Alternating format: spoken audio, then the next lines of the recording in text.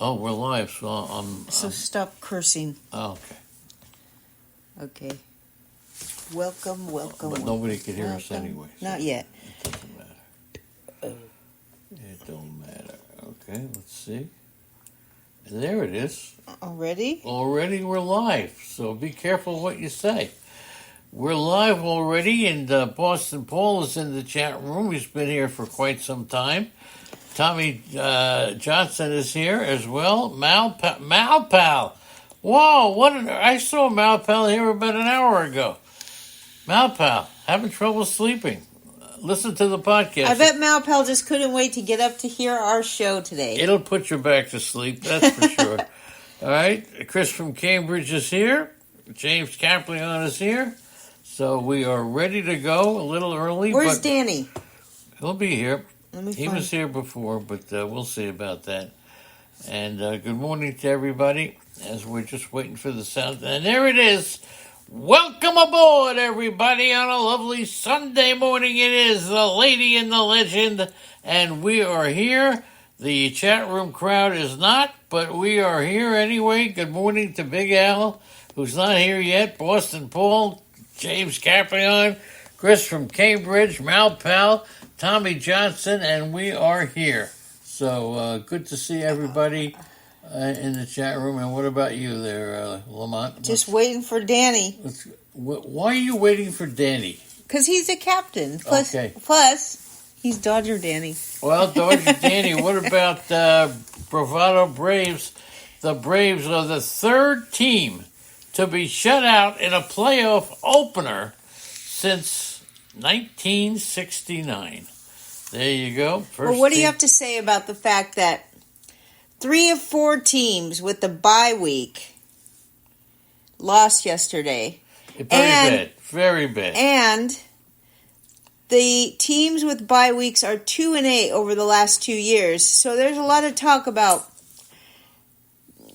the wild card series, and I heard on MLB radio last night they were talking about it, and I saw some people giving their opinion on Twitter, X, that's what we call it now. There's something very wrong with Major League Baseball. About the idea of going back to a one-game wild card Exactly. thing. That's ridiculous. It's what are you talking about? I don't There's agree something with it. wrong with baseball, and it's not the game. People love the game. People love the activity.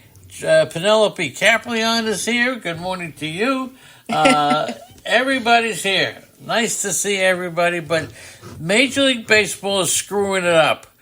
How could they do better? Because you think by making it one game... You can't have a one game. You play 162 games, and then you have a one-game elimination? No, And a team like who? Like the Braves, who could be among the best teams in all of baseball, they get 5 days off. 5 days off, and they were stale enough to lose. The Braves, the Orioles, the Dodgers having to sit 5 days before playing their first playoff game is asinine. You got that? I'll say it again, asinine. SM King Turd was pretty annoyed at the MLB for putting the game times right lined up with his OU football yesterday. Oh, it's very bad. But they did delay the first pitch, so he got lucky and he got to see it. So with 7 of 8 wild card series being sweeps, 7 of 8, and the last 2 years, and then perhaps that it should be it can't be a one elimination game. No. Okay, it's got to be at least 3 out of 5. You gotta have 3. You play a whole season for one elimination game. That, my friends, get ready for this. Emphasis on the bull dinky, because give it a bull dinky and a poppycock, because that is one of the dumbest things I have ever seen in Major League Baseball. It's the first time the Atlanta Braves were shut out at home since August 28th, 2021. How about that one? It's Mike Morgan's birthday. You could always count on Chris from Cambridge to tell us all the players' birthdays, whoever it is today. He must have an app or something or on his phone that tells him. Or maybe it's just him. Okay, how about this? Leonard Donaldson is here. Good morning. Merrill Kelly. Merrill Kelly watching his teammates score 6 runs off of Kershaw in the first inning. I think it was the first inning. But Merrill Kelly came into the playoff matchup yesterday 0-11 against the Dodgers, and that's the most career losses without a win against a single opponent entering a playoff start against that team all time. Good morning to Leonard Donaldson. Good morning. Go. Nice to see you. Good morning to Laura and Mary. If you're listening out there, say hi to Mom. And then, of course, the Dodgers and the Diamondbacks. It's the first series in Major League Baseball history where a team with a plus 200 run differential faced a team with a negative run differential. Yeah, that's pretty good tidbit. The Dodgers have a plus 200 run differential on the season. They faced Arizona, who has a negative run differential on the season. They still beat them. So poor Kershaw got crushed. Wait a second. Before Kershaw comes a load of Mitchell, okay? And Rotorius. And Tommy Johnson. And King Turd. There you go. Turd Jr. All right, go ahead. Now you're talking about... Go ahead. Did I knock you off your game? Your roller coaster? Plus 200 run differential by the Dodgers. The opponent had a negative run differential. We said that 3 times. I'm just making sure. If these people don't know it by now, we're in a world of hurt. Making sure. Fewest outs by a Dodgers starter in a postseason game. And if you saw Clayton Kershaw... why does King Turd say that? Because Kershaw had this bad outing. He didn't seem to have a bad attitude about it. I mean, he was very disappointed in himself. But I'll say this, Turd. Kershaw is a great family man. He's a Christian. What does that have to do with it? I'm just saying. He's a good guy. He's good for baseball. He's everything right if Clayton Kershaw retired at the end of the season. All right, chat room, this is for you. Sunday morning, wake up. Let's get involved. Would Clayton Kershaw be a Hall of Famer? Absolutely. Absolutely. He should probably finish his career out with the Dodgers. He's been there his whole career. Anybody else... If Clayton Kershaw retires at the end of this year, should Clayton Kershaw be in the Hall of Fame? Absolutely.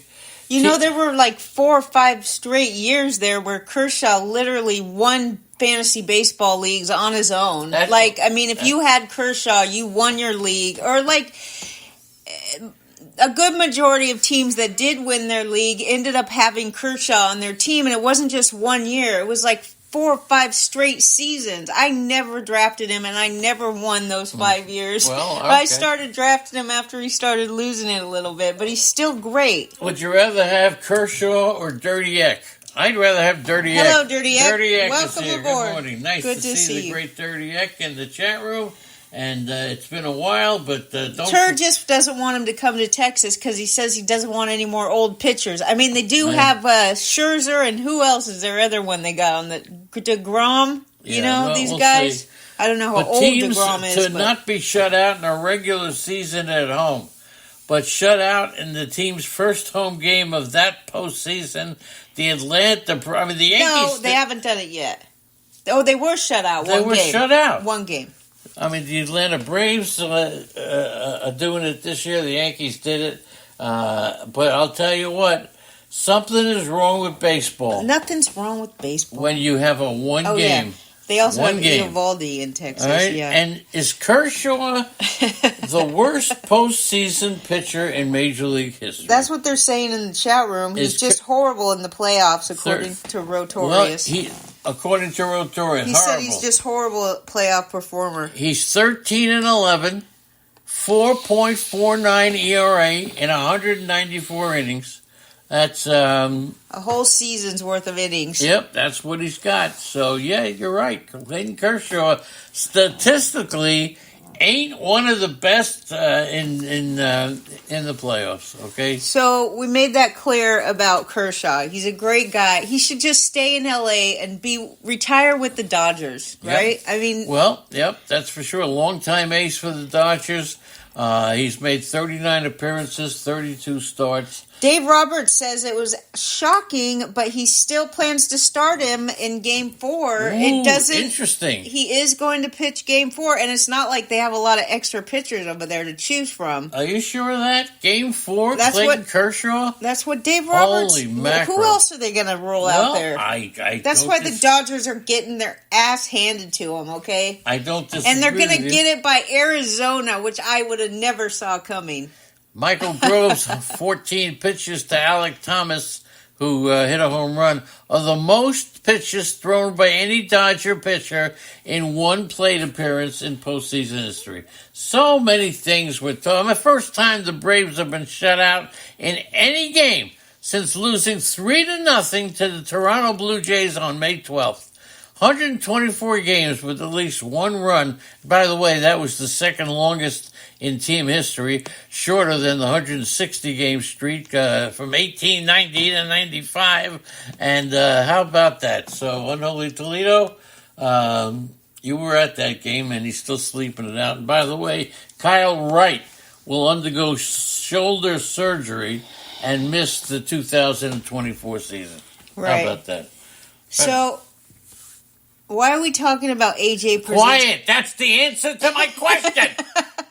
The answer to my question. I'm sorry.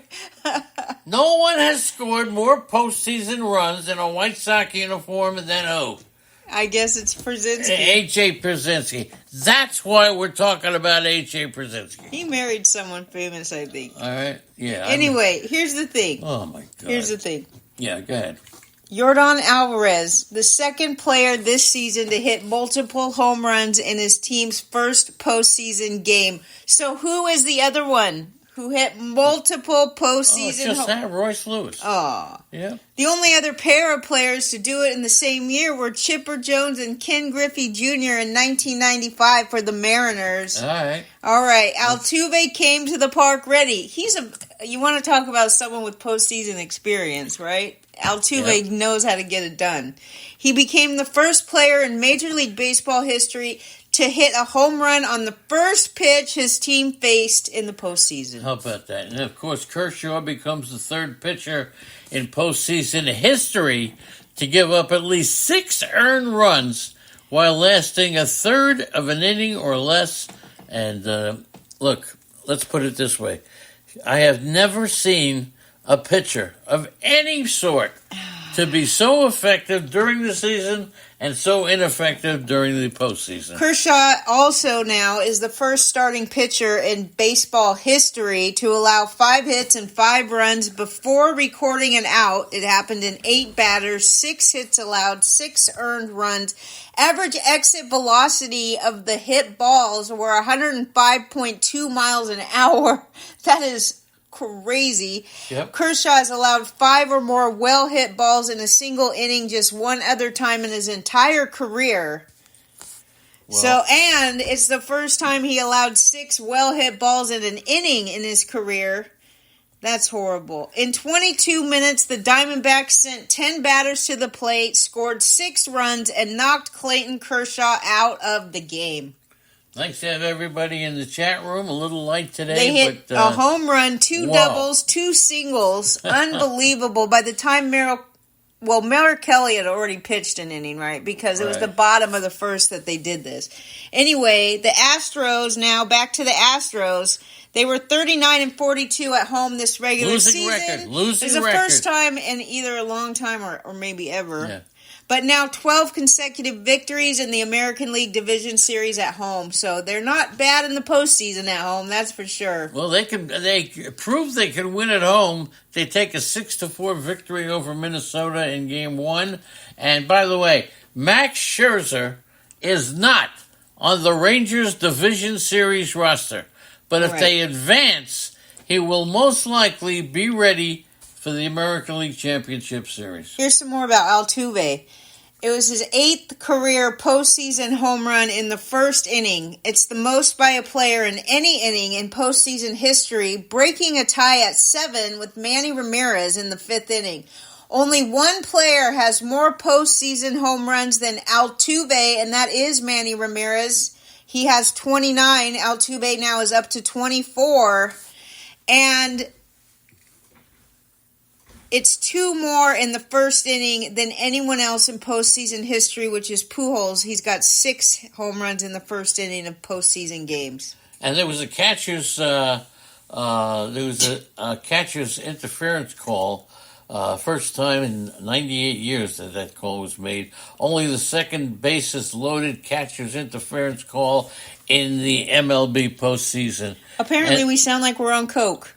Why? Who said that? I have no idea why. Who said that? Maybe they're sick of hearing about Kershaw. All right, let's He talk. broke a lot of records yesterday. What am I going to say? Well, who said that? Rotorius. He says we... Oh, no, Chris from Cambridge said it, not Rotorius. All right. He said we both sound like we're on coke. All right, sorry about that, but... I really don't know what it means. I'm on tab, all right? Is that you? Look at your keyboard. Yeah, I don't know. Let me fix it.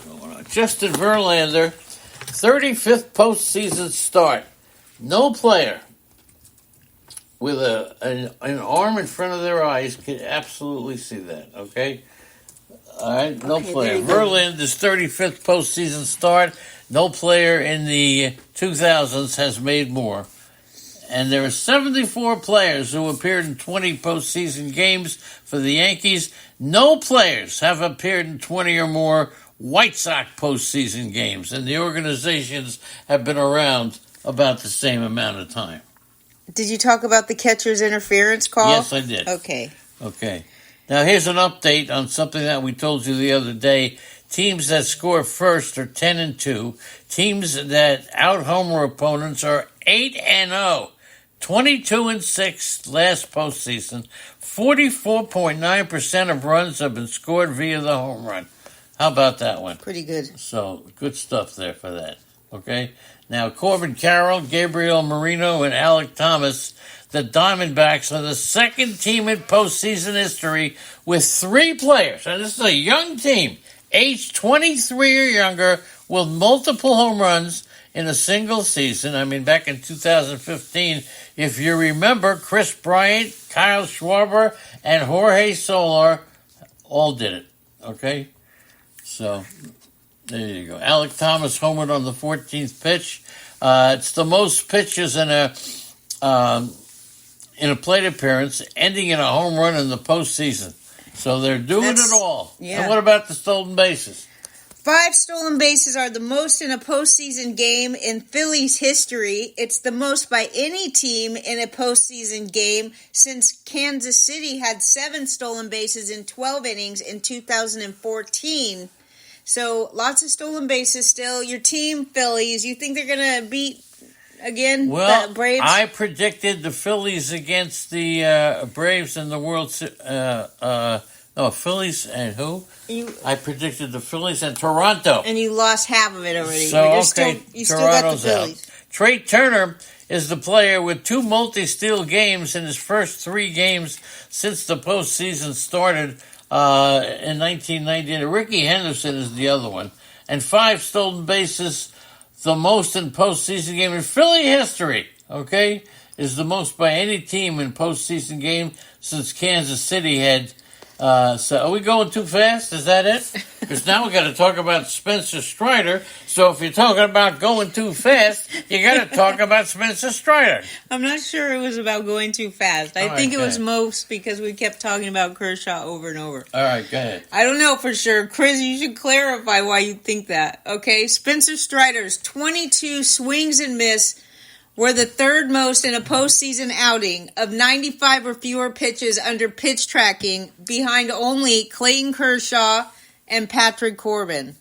It was the 7th postseason home run for Bryce Harper, the 4th most in franchise history. Now, who has the most home runs in franchise history on the Philadelphia Phillies? Okay? And I will tell you, it's not Chase Utley. and it's not Ryan Howard. It's King Turtle. It's King Turd. All King right? Turtle. Now, who is it? I would say Ryan Howard, but I could it's see not the answer. Howard and not Hotley. Okay. All right, 7th postseason home run for Bryce Harper. That's the 4th most in franchise history. And who has the most? Let's see. We'll wait Who for has some the answers. most? So it's Now, not. Royce Lewis has 3 home runs in his first 3 career postseason games. The question is, who had the most home runs in postseason history for the Phillies? And it's not Chase Utley or Ryan Howard. That's so right. there you go. I know Who has the Turd most? is going to get it. Royce Lewis, 3 home runs in his last career postseason games, are tied for second most by any player in his first 3 postseason games. Juan Gonzalez also did it in his rookie year. And everybody's watching Evan Carter and Josh Jung, 4 extra base hits. Young Leonard. Each are tied for the most by a rookie in their first 3 career postseason I really games. like this Josh Young. He did a lot more than he got credit for this team during the season. A lot of cool too. All right. Why is he cool? Well, he struck out. He made an error. He did something wrong, and then came back and made 2 good defensive plays and had a home run like it never. Their bothered him. youngsters were excellent yesterday. Absolutely. Okay, Turd did get it. It's Jason Worth. All right. Good morning to Jay Gibbs. Oh, Jay Gibbs is here. Oh, there you go. Jeremy Gibbs. Nice to see you, kid. Nice to see Gibbs. Evan Carter and Josh Jung, 4 extra base hits, are each tied for the most by a rookie in his first 3 postseason games. These are 2 outstanding fantasy players. Now, Evan Carter has absolutely been written up. His value may have gone up the most of any fantasy player. How much are you paying for Evan Carter next year? I don't know. I don't know. Turd says 50. That's way too What? much. Evan Carter? Come on, man. King App is here. Good morning. How much you paying for Evan Carter? 13, 14, maybe 15. How much are we paying for Josh Jung? 4 extra base hits. I think 12, 13, 14. Does anybody have another total? Okay? Anybody want to talk about how much you're paying for Evan Carter? How much you're paying for Josh Jung? Okay? And Turd says 51. Nobody's betting 50, so I don't know why he's going to 50. And we had games yesterday. Are you ready for the games, kid? Yes. For the Okay. first time this postseason, the Texas bullpen had to protect a slim lead in the late innings. 4 different relievers wobbled but did not fall. Andrew Haney and Dane Dunning helped Texas reach the 6th inning ahead, and the Rangers held on through some anxious moments for a 3-2 victory over the Orioles in Game 1 of the AL Division Series. And Josh Jung homered, then made a nice play at third base to start a critical double play for Texas, and they improved to 3-0 in these playoffs, and all 3 of their games have been on the road. There's a Game 2 today, best of 5 at Camden Yard. Now, we already know that the Rangers have DeGrom and Scherzer off of their postseason, and so far, and with the bullpen largely considered a weak link, but they've allowed only 3 runs in 3 games against the Orioles and the Rays.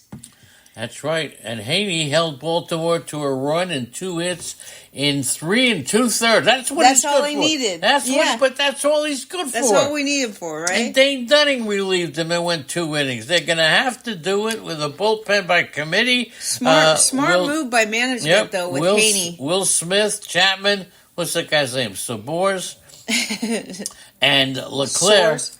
Leclerc combined for the final 10 outs, but not without some drama that they have 7 straight balls to start the 7th by Sabors. But Leclerc earned the save, although he allowed a leadoff single to Gunnar Henderson, and then Jonah Heim Threw his ass out trying to steal. I saw this on. This play was amazing. I saw this on MLB about 10 times. Okay? Yeah, right. Well, Jonah Heim, his throw was absolutely perfect, and Correa was it Carlos? Who the heck was on second base? It was Gunnar Henderson. Who was playing second base?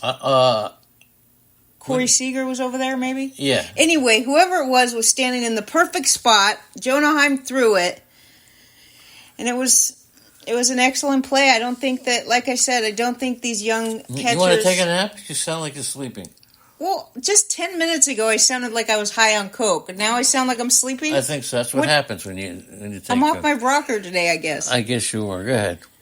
Kyle Bradis struck out 9 4 2/3, but he allowed 2 runs in the 4th to take the loss. Young and Santander traded solo homers in the 6th. The Orioles won 101 games in a division title this year, but it's been a very rough start to the playoffs. Where's Eddie today? He's probably too sad to come to the chat room. Tampa Bay and Toronto were swept in the first round, and now Baltimore is trailing after its postseason opener. It was the first playoff game in Camden Yards since 2014. Tons of fans there. 73-minute rain delay to start it out. But 21-year-old Carter became the youngest player in Major League history with 4 extra base hits in his first 3 postseason games. Texas still, even though they won, left 10 runners on base. And the Orioles, they were one of the top teams in the regular season in one-run games. And the Rangers were among the worst, but Texas did prevail in this one. The Orioles also led the majors by hitting .287 with runners in scoring position, meaning they could be in trouble if they regress in that area, and they are regressing. They went 0 for 4 with runners in scoring position. And you got Adley Rutschman. Baltimore entered the series with one of the game's top young catchers in Adley Rutschman. And they also have Gunnar Henderson, who is an AL Rookie of the Year favorite, but it was the Texas catcher, Jonah Heim, who had a big hit and made a clutch throw, and it was 2 Texas rookies who drove in the important runs. And listen to these rookies, Carter, Young, sorry about that, and Carter, and then you got the Baltimore guy. Jonah Heim. All these youngsters. A lot of youngsters. I'm feeling more excited about youngsters than I've ever felt in baseball. That's how I feel about young women. Only because I'm old enough to be their grandmother now? That's probably it. Okay. By the way, John Means, the Orioles' left-handed pitcher, he was a possible candidate to start Game 3, is not on the roster. He had elbow soreness, and Josh Means is not on the roster, so don't expect to use him. Yeah, we should give Bochy some credit for all this, too, right? Yep, right? I would say so. Don't expect to use him in his next start. Okay? Go get him. Verlander was wearing a New York Mets uniform when the season began. Yep. He pitched 6 shutout innings. Jordan Alvarez homered twice. The Astros held on for a 6-4 victory over the Twins in their division series opener. Altuve hit a leadoff home run, and Alvarez had 3 RBIs. The defending World Series champions won their 2023 playoff debut to earn their 10th straight victory in Game 1 of a division series. That's right. Verlander, he joined the Astros. He's 40 years old. He allowed 4 hits, walked 3, 6 strikeouts. So now we're looking at Clayton Kershaw getting up there in age. We're looking at Justin Verlander getting up there in age. At what point, now you got Verlander and Kershaw, that's what I'm talking about. Are you going to discount either one or both in the fantasy baseball draft next season? I hope they're discounted. I'll take them both. You'll take them both? Yeah, if there's a good price on them. Second round, you're going to take Kershaw? Hell no. Second round, you're going to take Verlander? I'm not taking a pitcher in the first 4 rounds, probably. Wow. How about that, Jeremy Gibbs? I need hitters. The hitters. Not King Hap, Jeremy Gibbs. You saw what happened this year. It needs to be discussed.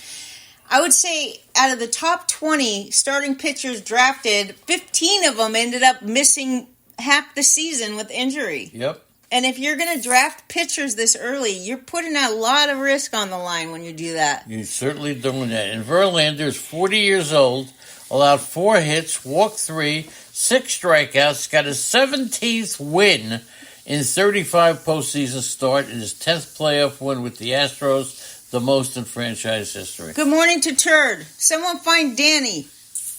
Danny okay? Danny's okay. He's in California, you know. All right. Since 2018, Verlander is 6-1 in 7 starts against the Twins and has a 23-inning scoreless streak. Former Astros star Carlos Correa had 2 hits for the Twins, who continued to struggle at the plate with runners in scoring position. They went 1 for 12 after going 1 for 10 in the wild card series against Toronto, and they still beat Toronto, but it wasn't because they're getting their runners scoring. Now, Merrill and Mitchell are here. Good morning to both of you. Go ahead. Tell me about Hector Neris. He took over for Verlander in the 7th, and with 2 outs, Jorge Polanco hit a soaring 3-run homer to right field, and then 2 pitches later, Royce Lewis launched his 3rd homer. Royce Lewis. I know. Wow, how much are we paying for Royce Lewis next year? His value just keeps flying up there. He's probably a $16, $17 pick, wouldn't you think, at shortstop? And he could also steal a base. Okay, yeah, where are you going with Lewis? I don't know for sure. I think so far you're not interested in anybody. Okay, is there anybody we've talked about that excites you? I like Manny. He's not in the playoffs. Okay, go ahead. I like Gallen. Okay, again, you like Chris Gallen. Wait, right. Zach is his name, but why wasn't he pitching yesterday? Don't know. He's pitching today, I think. Presley Fan 2 in a scoreless 9th for the save. He did strike out Royce Lewis to end the game. The best of 5 series continues tonight in Houston with Framber Valdez on the mound against Pablo Lopez. Altuve, who was 0 for 23 to open the playoffs last season, has 24 career postseason homers. We told you that it ranks 2nd in Major League history to Manny Ramirez. It was his...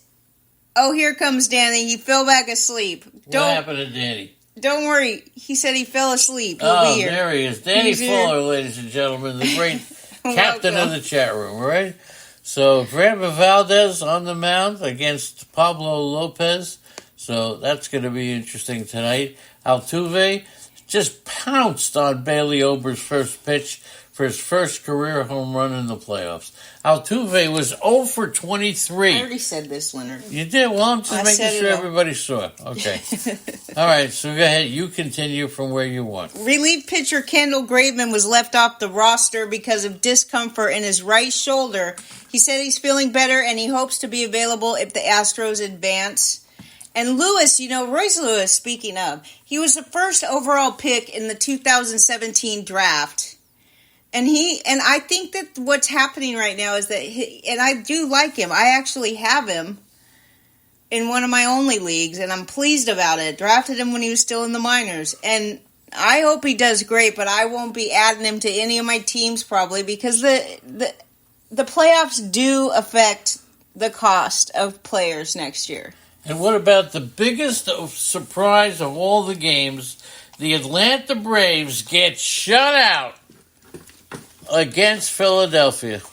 And even though Bryce Harper hit his 12th career postseason homer, Suarez and a 5-hitter, the Phillies stifled baseball's most prolific offense, and I called them at one point the best offense in the history of baseball. Right, so how can you root against them? Well, I wasn't rooting against them, but I rooted for the Phillies because I thought that they have a tremendous team. Well, the Braves find themselves in exactly the same position as a year ago, trailing the Phillies after the opener at Truist Park. Right, and as usual, Harper was right in the middle.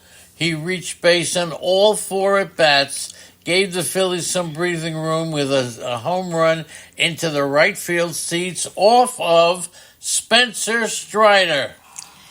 The Braves' offense has been shining all season. They tied the Major League record with 307 home runs. They averaged more than 5.8 runs per game, but they came up empty to start the postseason. It was the first shutout since May 12th and their first all season at home.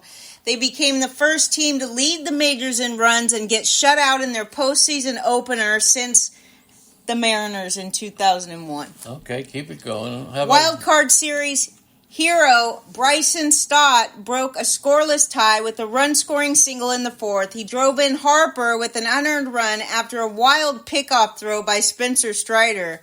And basically, Harper was a one-man wrecking crew. He padded the lead all by himself by going deep off Spencer, who is 8-0 with a 1.90 ERA against the Phillies in the regular season.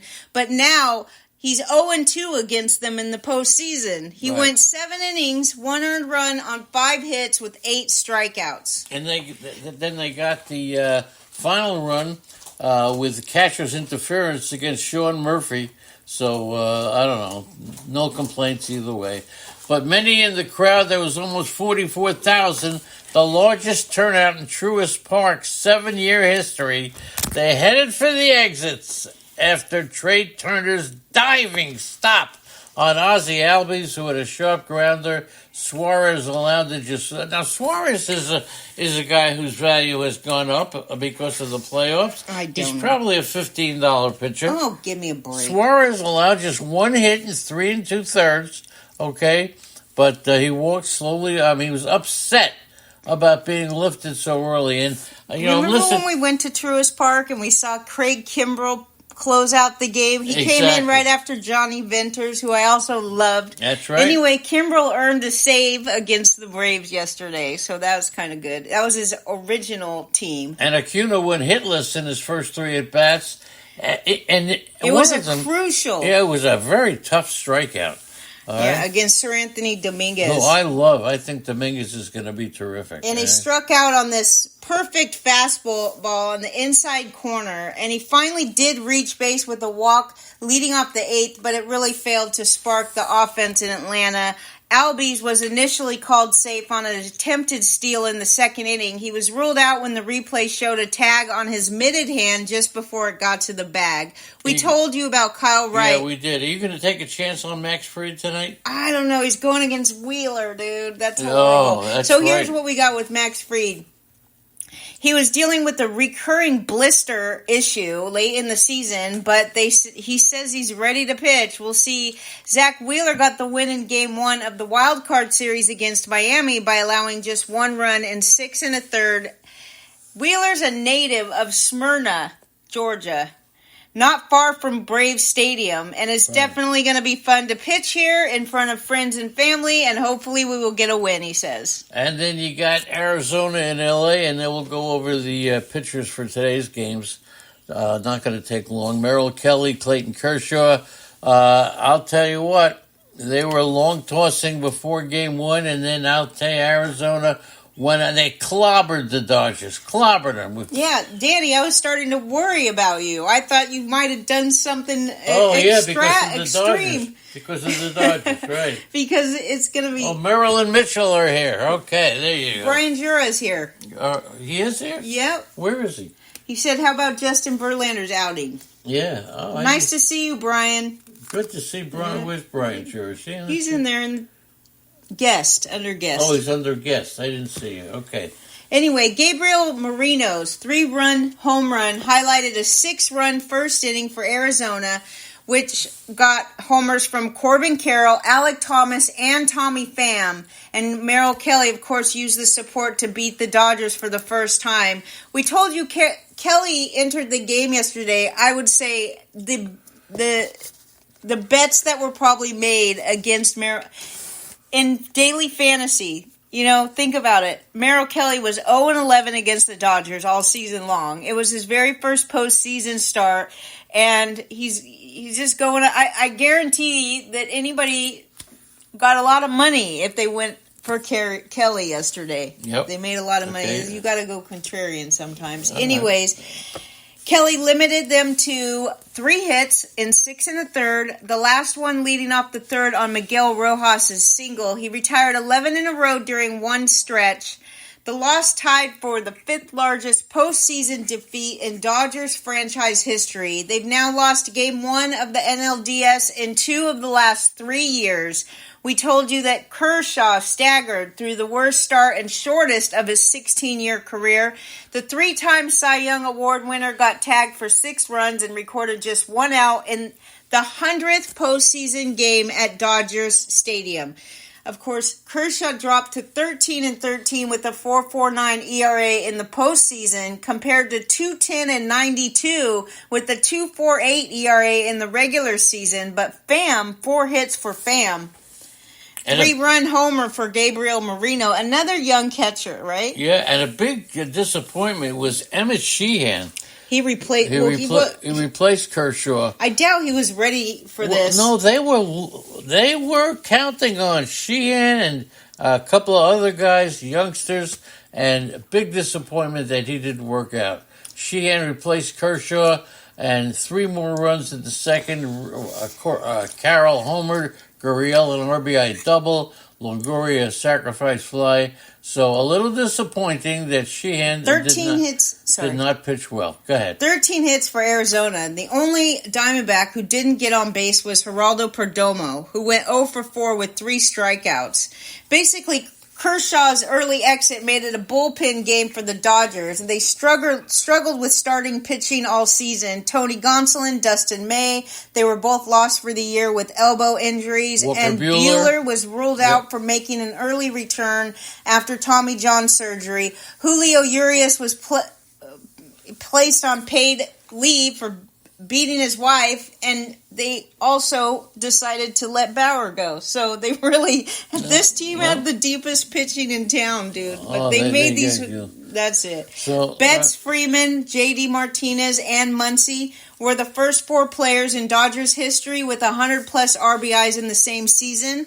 But Betts, Freeman, and Martinez were the only ones who got on base, and they all got on base via walks yesterday. Muncy was hitless in 4 at-bats with the strikeout. And Arizona's in the postseason for the first time since 2017, when the Diamondbacks were swept by the Dodgers in just 3 games.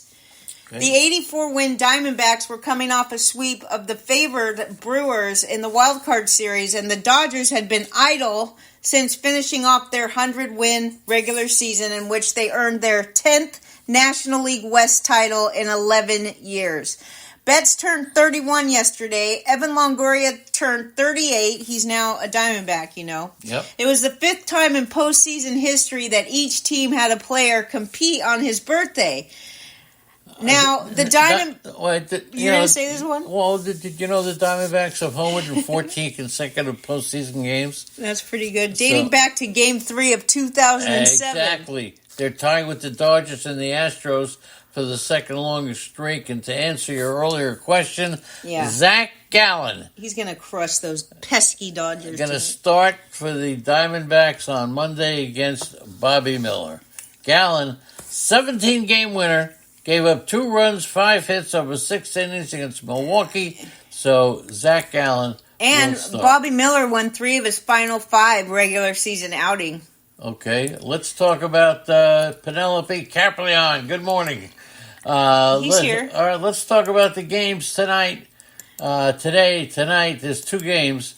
And you got the Rangers against the Orioles. Go Rangers. Why am I rooting for the Rangers? I should be rooting for the Orioles. I don't know what to do. Sure. Jordan Montgomery against Grayson Rodriguez. Yeah, who do you like in this game? Do you like the Orioles? Are the Orioles going to lose 2 games in a row? At home? At home? Probably. Eddie's going tonight, I think. Eddie's probably there already. All right, I got to root for the Orioles tonight. So we got to root for the Orioles. I'm secretly, in my mind, rooting for the Rangers. And then in my mind. Pablo Lopez what about against... I'm rooting for the Orioles because I want to see another game.